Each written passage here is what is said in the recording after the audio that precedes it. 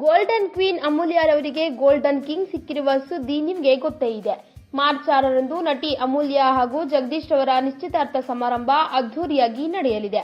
ಅಂದಹಾಗೆ ದಿಢೀರಂತ ಮದುವೆ ಸುದ್ದಿ ಕೊಟ್ಟಿರುವ ನಟಿ ಅಮೂಲ್ಯ ಈಗ ಅದೇ ವಿಚಾರವಾಗಿ ಗೋಲ್ಡನ್ ಸ್ಟಾರ್ ಗಣೇಶ್ ಹಾಗೂ ಶಿಲ್ಪಾ ಗಣೇಶ್ ಅವರಿಗೆ ಧನ್ಯವಾದ ಅರ್ಪಿಸಿದ್ದಾರೆ.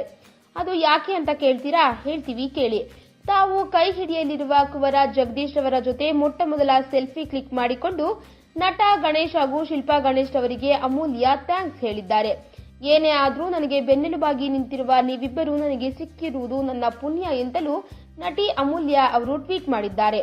ಅಸಲಿಗೆ ಗೋಲ್ಡನ್ ಸ್ಟಾರ್ ಗಣೇಶ್ ಹಾಗೂ ಶಿಲ್ಪಾ ಗಣೇಶ್ ಅವರಿಗೆ ಜಗದೀಶ್ ಅತ್ಯಾಪ್ತ.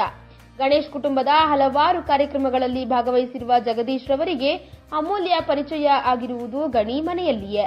ಇನ್ನು ಅಮೂಲ್ಯ ಜಗದೀಶ್ ಅವರ ಮದುವೆ ಮಾತುಕತೆ ನಡೆದಿದ್ದು ಗಣೇಶ್ ಅವರ ನಿವಾಸದಲ್ಲಿಯೇ. ಹೀಗಾಗಿ ಗಣೇಶ್ ದಂಪತಿಗೆ ಅಮೂಲ್ಯ ಧನ್ಯವಾದ ಸಲ್ಲಿಸಿದ್ದಾರೆ.